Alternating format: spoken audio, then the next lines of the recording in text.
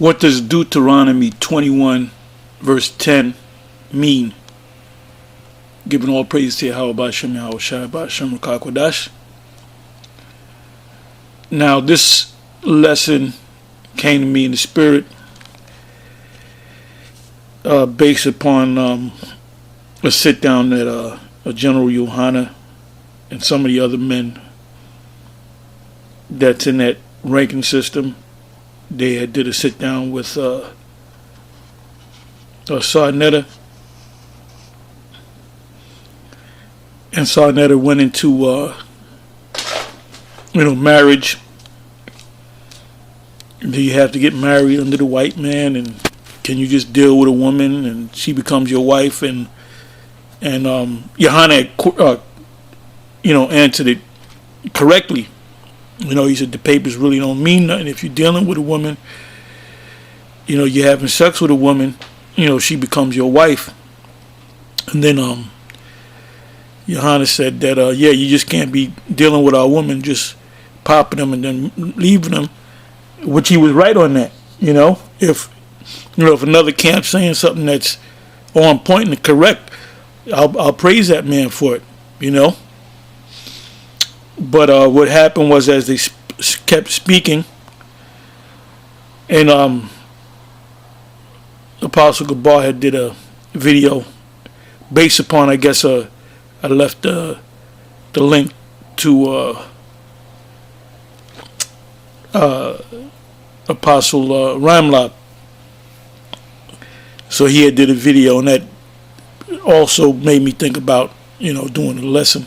Well, actually, last night when I saw both videos, I wasn't really thinking about doing the lesson, but I got up and I said, let me do a lesson on it. So he, what Sarnetta did was he asked scripture concerning Deuteronomy 21, verse 11. He should have started verse 10. And he said, can you take Israelite women and just enslave them and rape them and just do what you want to do to them? And they read the scripture, and General Yohana said, no, it's not talking about putting them in captivity and treating them bad and just raping them. And he said, he broke it down as Israel fighting against Israel. Well, this scripture right here in Deuteronomy, the 21st chapter, is talking about enemies, meaning of another nation.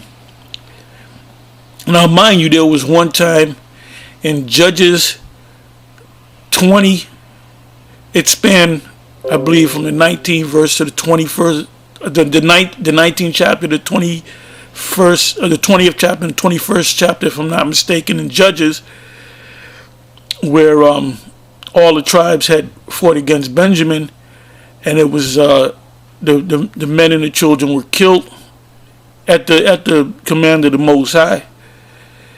And of the men of Benjamin, there was only 400 left. I mean, you can read the story. I might go into it another time. Somebody else can go into it. That's dealing with the history. And they said Benjamin. That's why the scriptures referred to Benjamin as little Benjamin, because Benjamin was almost completely cut off as a tribe. So they had to build back up the tribe. But they made a vow not to have their daughters deal with any Benjaminite men. But there was, they had a dance, I believe, if I'm not mistaken, you can put it down in the scripture, I'm not going to go to it, where you had the daughters of Shiloh, if I'm not mistaken, and they did a dance. These were young women that were dancing. So what happened was they allowed these men to grab these women, because these particular Israelites, they didn't make the vow about not having their daughter's deal with Benjamin. They wasn't there for some reason. You can read the whole story. And they were allowed to, and they told the father, look, we're going to let this happen, so they can build back up the tribe of Benjamin. So these women were doing a dance, and they had went and catched them, grabbed them, whether the woman wanted it or not. You can read the story. Like I said, I'm not going to go into the story. You can read the story. I may do another video on it. But they took them against their will because they made the agreement with their fathers. If a father gives his daughter away, the daughter can't say, well, I don't like this guy. It's not up to her. It's up to the father. It's between the man that wants the daughter and the father. If the father agrees, he gives the daughter away. Give you a perfect example. Jacob, Rachel and Leah, and then Rachel and Leah. You got a bonus. You got the two handmaids under both Rachel and Leah. Now he was popping all four of them and having babies, and that's where the tribes came from. Oh, for Fopi, most of those tribes, or some of them tribes, came out of a woman that was of another nation. Those handmaid women, those were women of other nations. That's where the Israelites came from. But anyway, that's a whole nother video in the history. But anyway, what I'm going to do is I'm going to read this and break it down the right way, because General Yohanan said it was talking about if one tribe of Israel fight against another tribe, and the woman, they take the woman, they build a tribe. No, it was talking about, like I said, I gave you that one incident where it was a tribal situation with the tribe of Benjamin. That was one incident. When it says captives and going to war, it's talking about among the other nations. Now, if you go to, Deuteronomy 7, from 1 on down, it speaks of, we can read the whole chapter, that when you take over the Canaanites, don't go into their daughters, don't have your sons go into their daughters, don't have your sons or your daughters marry among them, but utterly destroy them. Well, in the case of these other nations, and this is the case of the Midianites, which I'm going to read in Numbers, the 31st chapter, that they actually took the women and they were popping them and they were having children with them. There's cases where you had, and this is also another lesson for anybody that doesn't know. Well, I don't know what lesson. That's another lesson right there. You can go into the story of Benjamin, how Benjamin was almost cut off. That's one story right there. And the story of not laying with the Canaanites, that's another story right there. And there was one other thought that came to pass in my mind, but it'll come back to me. Anyway, the Edomites.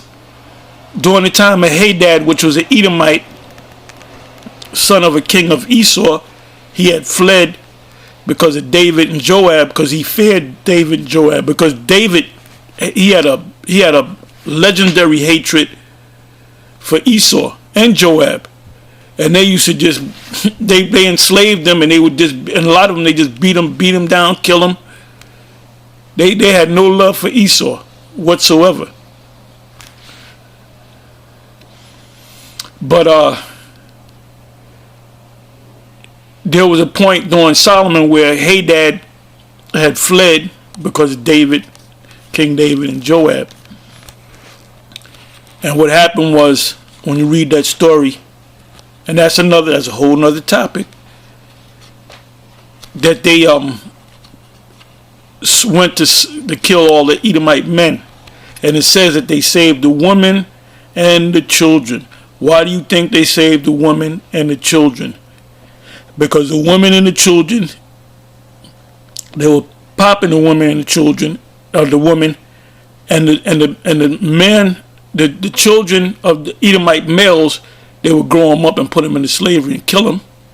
And then the Edomite women's children, or the women children, they would wait until they reached past the age of puberty, which was 12, 13, and they would pop them.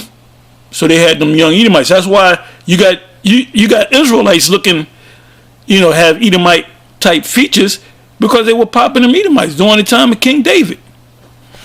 So Solomon married Edomites.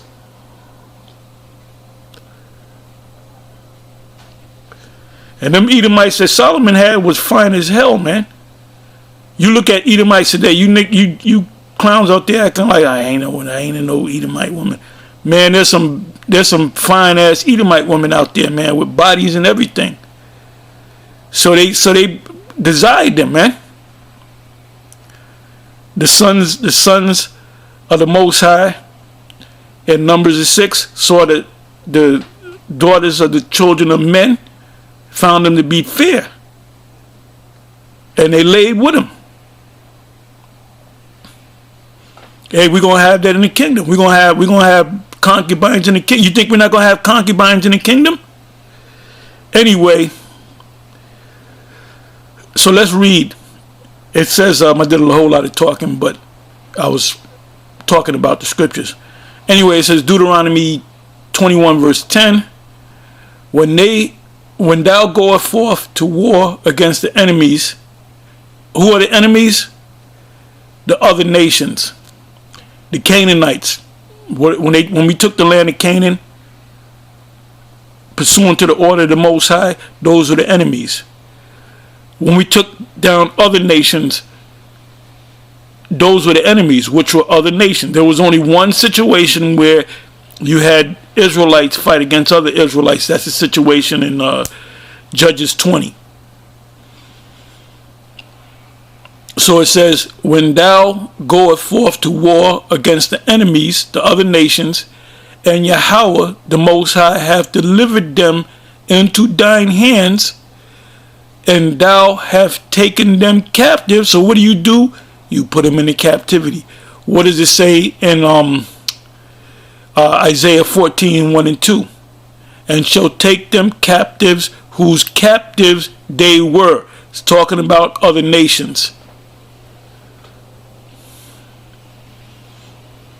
So in the kingdom of heaven, what will be the role of these other nations? They're going to be under us.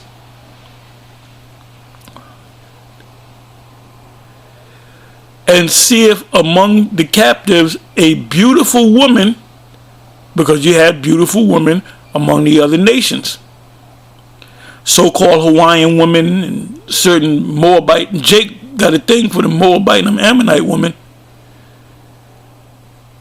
So there were beautiful women among the other nations. Now the most beautiful are the Israelite women, because the Most High is going to bring their beauty back. That was part of the curses. It says, and seeth among the captives a beautiful woman, among another nation, a beautiful woman, and hath a desire unto her, meaning you want to have sex with her, you want to pop her, that thou wouldst have her to thy wife. What does it mean to have her to thy wife? That means you're going to have sex with her.